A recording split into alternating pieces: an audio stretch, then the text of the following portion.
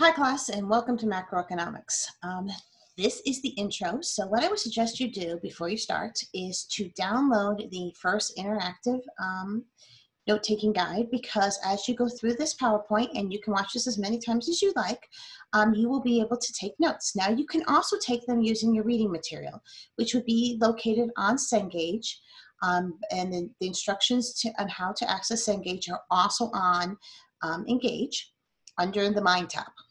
Instructions. Welcome to economics. Economics is a science in which pretty much you can find a justification for most opinions. However, most economists do tend to differ a little bit. But what you'll see, and you'll start to see as you go through this class, is there are some consistent thoughts. And what we're going to be talking here about is the consistent theories that all economists hold dear to. How they use these theories may differ, but these are the same theories that our Federal Reserve uses, our central bank, as well as all the Federal Reserves in the world. So what is economics? Economics is a social science, and it is concerned with the way society chooses to employ its limited resources. So what are we talking about here? We're talking about resources that are limited. What are limited? Pretty much anything on the earth, if you think about it. We always think about resources as being things like water and gas and trees and things such as that. But the resources are also limited, such as labor. Human beings are limited. We are limited in our abilities because there's only so many of us. Every resource has an alternative use. You can use a resource such as water for making Coca-Cola, or you could use it for recreation. You can use a labor force for making an object, or you could use a labor force for creating a space module. To produce goods and services. We talked about goods, services. What are services? Services are things that are non-tangible sometimes, but have equal value. For instance, when you go to the doctor, you don't necessarily get something from the doctor. You might get a prescription, but in general, he's providing you with a service, or she, for present and future consumption. In other words, economics is literally looking at how we as a society choose to employ our limited resources that have many alternative uses to produce goods and services today, but we're also looking at the future. Now, when we say society, we're talking about an economy. And in the world today, the economies are mostly geared around countries. So for instance, when we say society, we're usually referring to the United States as one global society. Well, global in terms of our parameters, in terms of where we are. However, we do also have economic decisions that are made within states, right? We as a state make economic decisions. We as a country make economic decisions. And then we as North America, North American Free Trade Agreement, NAFTA, or whatever it's going to be called next, we make decisions. In the book, Chapter 1 talks about the 10 principles of economics. And the reason why the author does this is because he's starting off letting us think through what it is that economics defines and what it is that economics explains. We'll keep coming back to these 10 concepts, and these are kind of his reference throughout his book. So you keep seeing these concepts reappear, but if we can understand these 10 concepts, it helps a ton. First concept is talking about scarcity. Scarcity is a limited nature of our resources. And why are our resources scarce? Because they're limited. Now, scarcity in economics is not the same scarcity as we think about when we think about marketing. When we think about creating a scarcity in marketing, we're trying to create a higher demand than normal. For instance, when you limit the number of Apple phones being released in a particular day, you're creating an artificial scarcity.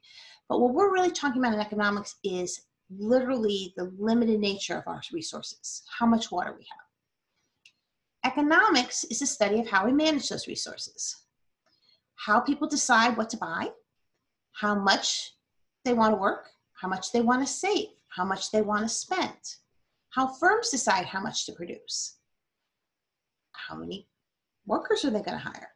And then society needs to decide how to divide those resources between all of the things that society needs to give these people. National defense, consumer goods, food, protection of our environment, the future, and other needs. When we start to divide out what it is economics looks at, it tends to look at those three groups. Remember, I just talked about people, firms, and society. So we're going to start in with people. There are some principles behind how we as people make decisions. We tend to make decisions based on trade-offs. So principle one is people face trade-offs. All our decisions are really based on trying to decide between one thing and another. Now, granted, there could be more than one option, but in general, we always are looking at the trade-offs. If we go to a party tonight before our midterm, we have less time to study. It's a trade-off. If you have more money to buy stuff, requires that you work longer hours, which leaves less time for leisure. Trade-offs. If you practice environmental requirements, so the resources are being saved or postponed, that means that those resources are no longer available to the consumers to do what? Produce goods.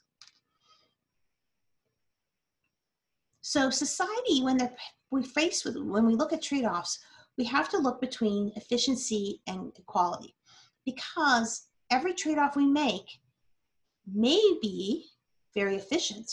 We may be getting the most out of those scarce resources from a society perspective, and we as a society in general have agreed that that's the way we want to use our resources. However, it may not be equal. And equality means that the prosperity is distributed uniformly among the society's members. So there's a trade-off that happens within society as well in terms of trying to figure out how to efficiently use those resources and how to equally use those resources. So when you consider healthcare in the United States may be fairly efficient, but it is not necessarily equal. Whereas our friends south of the border north of the border tend to be more about equality. Now, does that mean they're as efficient? That's to be debated, isn't it? So this trade-off to achieve greater equality is always in the root of most democratic societies. We want to make sure that the poor or the less fortunate are getting their fair share. So for instance, the notion of a progressive tax system or social programs like food stamps or unemployment insurance are trying to make sure that we as society, as we made those trade-offs and we made things fairly efficient, we still are taking into account equality. But those incentivize people maybe not to work or not to produce. And this is what society has to decide.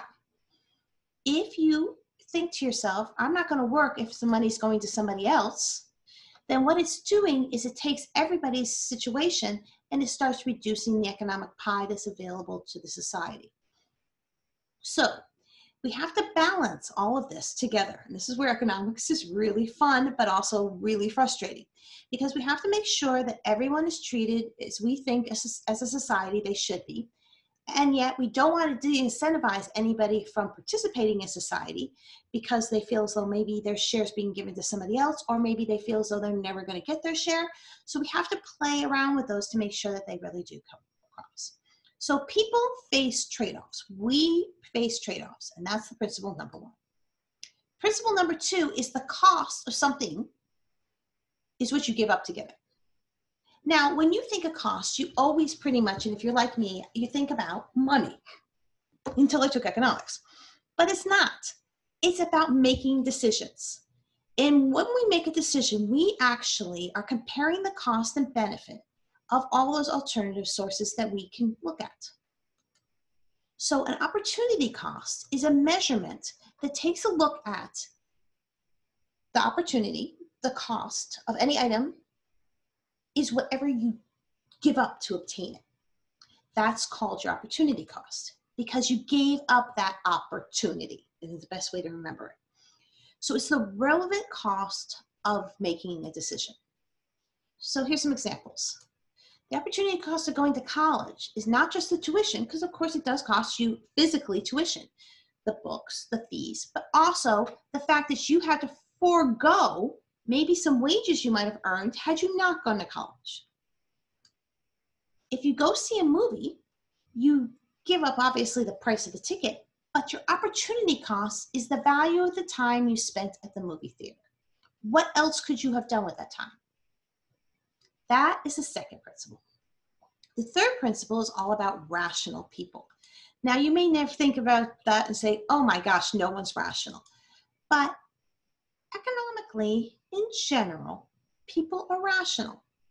We think at the margin because we systematically and purposefully do the best that we can to achieve our objectives. We make decisions by evaluating the cost and the benefit of the marginal changes, the incremental adjustments to the existing plan. If you kind of think about the way you make your decisions, you realize that, yeah, we do. We may sometimes feel as though somebody's irrational based on what we think they should do, but they systematically and purposefully did make those decisions to achieve whatever their goal is, whether we agree with their goal or not. So examples of this are when a college student considers whether to go to college for an additional year. You have to compare the fees and the foregone wages to the extra income you could earn with an extra year of education. You're thinking at the margin. You're not looking at everything that happened in the past. That's gone. Psh, that's gone. A sunken cost, that's what we call it. Just gone. What we're saying is, I'm going to go to college, and because I do this, I go from maybe an associate's degree to a bachelor's degree, and I'm going to stay in college to get that bachelor's degree. I'm foregoing certain wages, and I'm foregoing the tuition I have to pay. But I'm thinking at the margin, that extra year is going to give me extra income in the future. When a manager considers increasing its output, it has to say, okay, I'm going to make more of this. So what do I need to make more of this? I need to have additional material. How much more material do I need to make that? How much more labor do I need to make that? And how much more revenue will I do if I get that? And you have to make the decision at that margin, because that's the part that makes that decision work. It's not all the other stuff, although that is an accounting issue. But from an economic perspective, we really aren't making a decision based on what we did in the past. We're making a decision on whether or not that additional output is worth it. And we respond to incentives. I know that this is shocking. This happens from the day we go to kindergarten, right? We, in general, find that if somebody gives us an incentive, it induces us to act. And vice versa, if we get a punishment, we're less likely to do it, a disincentive. We, in general, as human beings, live with incentives and non-incentives. And incentives don't have to necessarily be monetary. They can be emotional. They can be based on how your judgments are and how your core feels about things. So rational people respond to incentives. So if the gas prices rise, people immediately buy more hybrids. Why? Because the incentive to buy the hybrid is higher, because now it's going to save you that gas.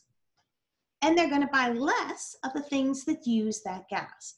So we basically respond to incentives. We respond to things that get us to do certain things. Now, as you can imagine, governments can use this to their advantage, because they can create subtle incentives economically that make us decide to or not to do things. For instance, way back in time when they wanted more Americans to buy homes, they developed a way, the 30-year mortgage, in which everyone could afford to buy a home. It incentivized us to want to. Part of what also incentivized us at that time was we could deduct the cost of the interest that we were paying to the bank to own the home. Cigarette tax. This is the negative incentive, and this is equally as important. When you decide that you don't want somebody to do things, you make it more expensive or harder for them to do things. For instance, by increasing a cigarette tax, you make it more costly to smoke, disincentivizing people from smoking, and smoking will fall. Now, there is a study, and we can look at this later on, in which what ends up happening is they just go to other things. But those are the vices that happen. And economists do have to look at the longer term, and in terms of, okay, yes, you did this to cigarettes, what happens with other things, substances such as marijuana and alcohol. So the principles of how people make decisions are 4. We face trade-offs. The cost of any action is measured in terms of foregone opportunities, otherwise known as the opportunity cost. Rational people make decisions by comparing the marginal cost, how much is going to cost me at that margin, at that point, versus the marginal benefits. How much am I going to get for that? And people respond to incentives. Those are the economic principles that explain how people make decisions. Now, let's put this into terms. So you're selling a Mustang. It's a 1996 Mustang. You've already spent $1,000 on repairs.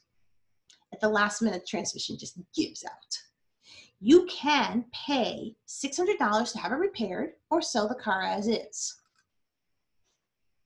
In each of the following scenarios, should you have the transmission repaired? The first scenario we're going to talk about is all about the Blue Book value. So we're talking about the Blue Book value and how much it's worth. So the Blue Book value of the car is worth $6,500 if the transmission works, and $5,700 if it doesn't. The second one's still looking at the Blue Book, but now you can see the Blue Book isn't quite as high. So the Blue Book, if it works, is only $600, and if it doesn't work, it's $55. So what are you going to do? Well, we know the costing to fix the transmission is $600, and then we know what the Blue Book value is. So now, what is the benefit of fixing the transmission? Well, it's $6,500, which is what you're going to get for it, minus what you would get for it if you don't fix it. So what would you get when you fix it? What would you get when you don't fix it? Subtract the 2. That's going to give you the benefit of fixing the transmission. In this case, it's $800. If it only costs you $600 to fix the transmission, you should fix it. Okay, now let's look at the same thing. Now the Blue Book value is only $6,000, and it's $55 if it doesn't work. Now, taking that same equation, what are you going to do? You're going to take the $6,000, you're going to subtract the $55. It's only going to benefit you $500 to fix it, but we know it costs you $600.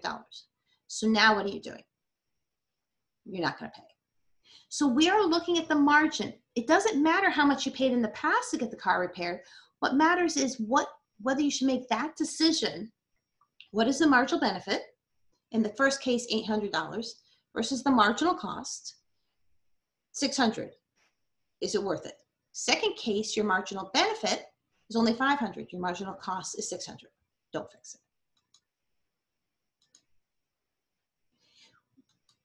When you paid the $1,000, just remember, that's not in the equation. So whenever you're doing problems and you're considering economics, when we're talking about margin, we're talking about marginal costs and benefits at that time.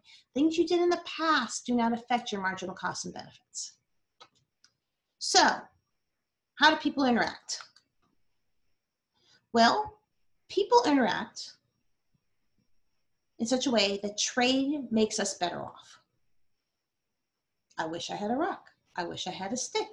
Switch. Everybody's better. Rather than being self-sufficient, people who specialize in producing one good or service and exchanging it for another good are better off. I am an economist. I am a teacher. I do that well. I am a terrible auto mechanic. It makes sense for me to do what I do and for an auto mechanic to do what he does, and for us to trade those services. I go out into the general population and I sell my service. He goes out and sells his service. I get money for my service. I go pay him for his service. Makes sense. Countries can also benefit from trade and specialization. You get a better price abroad for goods they produce because maybe somebody else can't produce as well as we can. We produce a ton of wheat in the United States. Other countries have less land. They can't produce as much wheat. It makes sense that in the United States, we produce wheat and we export it to countries that don't produce wheat. In turn, Countries that can't produce wheat but maybe can produce something else more economically than we can, like olives or olive oil, should then in turn send it to the United States. Markets, so that was principle 5. Principle 6 is markets are a good way to organize economic activity. What's a market? It's a group of people, buyers and sellers. Buyers and sellers. It doesn't matter whether they're all in one place, if they're virtual. Think about all the virtual things we do today, right? It's just bringing people together. Amazon is kind of a market, isn't it? Brings buyers, brings sellers, brings buyers, brings sellers. Organized economic activity basically means that you've determined what products you're going to produce, how you're going to produce them, how much you're going to produce, and who gets them. And this is where economics and marketing come together. Why? Because if you think about it, marketing kind of helps you decide those problems. But basically, by organizing it into an economic activity, you have determined what you're going to create. A market economy allocates those resources through decentralized activities and how firms act. Now, a market economy assumes free trade. So, we in the United States have a market economy. Now, economists separate the concept of democracy, which is a political concept, from the concept of an open market situation, which is what we do have in the United States. So we have a democracy and we do have an open market situation. There are countries that have socialist governments but still have open markets. So do not temper the fact that they're political with their economic. Okay, just kind of saying that aside. All right, famous person in 1776, that was just an inconsequential time in the United States. A Scottish economist at the very time wrote a very long book. It's called The Wealth of Nations. And I don't know where my copy is, but it's somewhere around here. A little dry, in which he discovers and says that each house and a firm acts as if led by an invisible hand to promote the general economic outcome. What is he saying? Well, I'm going to show you a video right here. You can stop and you can go out and watch this separately, but I'm just going to put this right in here and we're all going to watch it together.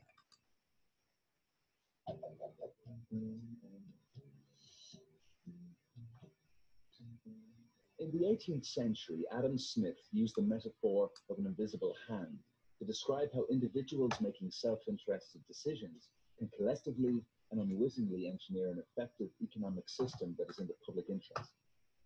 This is how the invisible hand is usually understood today. When there's plenty of brain on the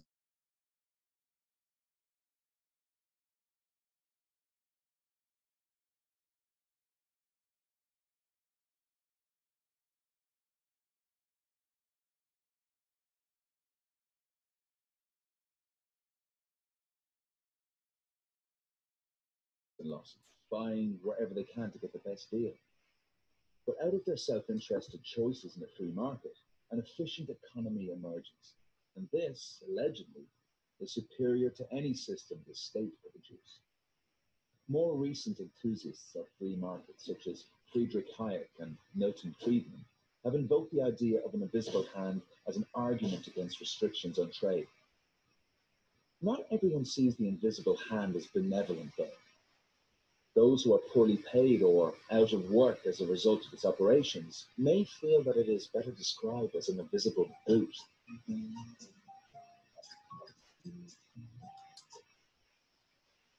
So as you can see, the invisible hand is a concept in which what we're trying to say is if the markets are left to their own volition, you can and will be able to do what? Come to an equilibrium. The market powers that are selling and the market powers are buying will work together to come up with a price that works for both of them. Unfortunately, as you well saw, the other problem that we run into with the invisible hand is sometimes it can be painful.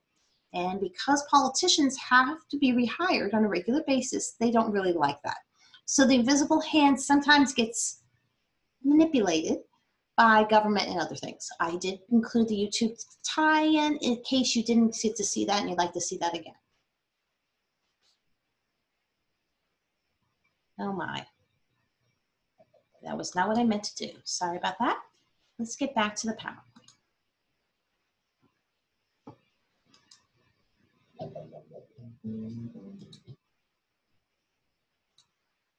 Okay, so we now are up to this whole notion of principle 6, which is what we were talking about, which is this whole notion of markets and how they are a good way to organize. So we talked about the visible hand, and we talked about the fact that the visible hand is working through the price system, and it's the interaction between the people selling stuff and the people buying stuff that determines the price. Because if no one wants it, then the seller is selling something that, you know, is going to have to be sold at a very low price. And if everybody wants it, the seller can sell it at a higher price. So this is where you start to get these artificially high prices when things are in high demand. COVID-19 being a classic example of this, in toilet paper. Each price reflects the goods value to the buyer, how much we as buyers, consumers, and the cost of producing the good. Now we want this to be something that's fairly equal and fairly representative. The price guides self-interested people, such as ourselves, and firms to make decisions. And we should, by doing these, making these decisions, and based on the fact that we as a society have agreed to a common goal, these decisions will basically reflect society's economic well-being.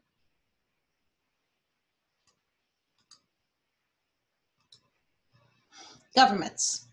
Governments can sometimes improve market outcomes. Now, in general, economists are not thrilled with the notion of political involvement.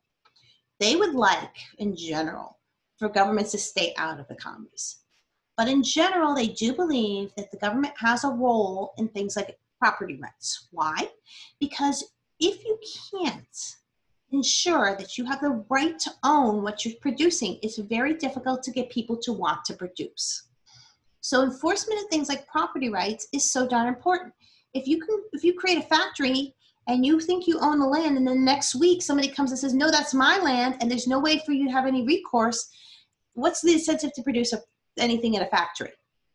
People are less inclined to work, produce, invest if they have a big risk of losing these things. A market failure is when the market fails to allocate the resources effectively. And they can be things like, we call them externalities, things like pollution. When we pollute, we have, the buyer may be happy and the seller may be happy with what they bought, and it may be fine to both of them that they polluted, but there's a third party, the person down the stream from the polluted river, or the person whose air gets polluted, that is now part of the equation that the supply and demand hasn't gotten involved with. Those are called externalities. There's a third party that is involved and is affected by this particular market failure. The other one is a market power market failure, when one particular firm holds all of the power. So now you can't let the visible hand work because the seller is not going to negotiate. The seller doesn't have, the buyer doesn't have ability to go anywhere else for the product. So then the seller basically has all of the power. This is called a monopoly. In these two cases, economists feel that market power and externalities are things that are considered in good enough market failures that the government should be involved. So property rights and law and order and market failures are two roles in the principles of economics that the government can improve a market outcome.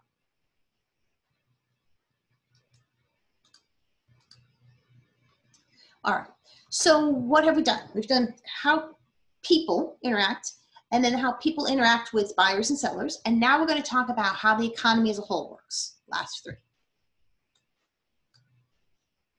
Principle 8, a country's living standard depends on its ability to produce goods and services. So there's a huge variation, if you think about it, in the world of living standards. We as Americans are fairly fortunate. There are many countries that are not fortunate. Why?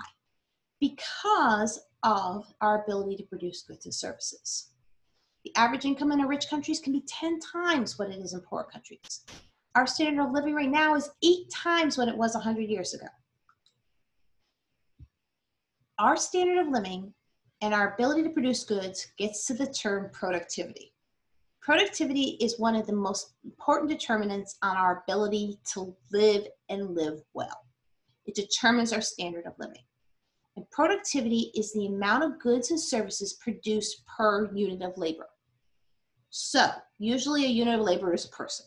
So what we're saying is countries that have the ability to produce more goods and services per person are going to have higher standard of living than countries that have lower amounts of goods and services produced per person. Now, there are a lot of variables that affect productivity: equipment, skills, technology. And skills require two things. One is general skills, but two is you have to have the education. Because if you do not have the education to use the equipment and the technology, you don't have the skills, do you? Because education is a skill. Other factors are things like labor unions, competition from abroad, but they don't really affect living standards to the same extent as just our raw ability and our amount of goods and services produced per person. Principle 9, we're almost done. Price rises when government prints too much money. And you're all like, doy? Inflation is what it's called. And it's an increase in the general price level. So we'll come back to this, believe it or not. Of course we will, because inflation is a big macro thing. In the long run, inflation is always caused by excess growth in the quantity of money, which causes the value of money to fall. Yeah, blah, blah, blah, blah, blah, blah, blah. What am I saying? What I'm saying is, if you have more money than you had a year ago in the general supply, then each one of those pieces of money, paper, coins, is going to be worth less than it was a year ago. So as governments print money, they cause inflation. Now, the Central Bank of the United States of America knows this. And this is part of the reason why, no matter what you hear, we don't willy-nilly print money. However, as you can probably imagine, it's not always true. And there will be cases we'll talk about in which this has happened. Principle 10. Society has a short-term trade-off between inflation and unemployment. Basically in 2-year strands, 1 to 2 year. So the principle of inflation, prices going up, and some of it's from printing money and some of it's just natural. And unemployment, people not working, push each other back and forth. In other words, when you have high inflation, you tend to have low unemployment. When you have high unemployment, you tend to have low inflation. Up until the recent COVID pandemic, we actually had low unemployment and low inflation. Now, there is some reasons behind that, and when we get to unemployment, we will talk about that more in depth because it does matter how we define unemployment. But in general, this is where we're trying to place this trade-off. And the Federal Reserve, which we'll talk about further, has a mandate to keep these yin and yang, so to speak, in line in order to keep our economy and us as people well off and allocating our resources as best as possible. All right, so I've given you 10 principles. The first 3 were all about decision-making. People face trade-offs. The cost of an action is measured in terms of foregone opportunities. Rational people make decisions by comparing marginal costs and marginal benefits. Think back to the Mustang and the transmissions. And we all respond to incentives. Then we talked about interactions. We talked about trade and the notion that trade can be beneficial. We talked about the fact that markets are a good way of coordinating trade because it allows people to discuss and to do things. Everybody did it individually and there was no market, there was no economy, it would be very difficult to do. Governments potentially improve market outcomes if there's a market failure or the market outcome is inequitable. So what are we talking about here? We're talking about market failures like what? Externalities like pollution. We're talking about market failures like monopolies. We're talking about market failures such as not having property rights. There's where economists will say the government can get involved. Now, as an economy as a whole, productivity is the ultimate source of living standards. In other words, the more that an economy can produce of goods and services per unit of labor, people, working people, the better off they are. The United States, a case in point. Growth is the ultimate source of inflation, money growth. So you don't want to grow your money supply too fast, or else you'll have inflation. And we'll get into the money supply almost about week 6 or 7, and we'll talk a little bit about how that's affected by inflation and what the Federal Reserve does in the United States to counter that. Central banks in other countries. Society will face that trade-off because they want unemployment to stay low, but they also don't want inflation to go high. So it's always a trade-off. That is chapter 1. Now that you've taken your interactive notes, now that you can post, now that you've done the chapter 1 lecture, do the mind tap for chapter 1 and the homework for chapter 1.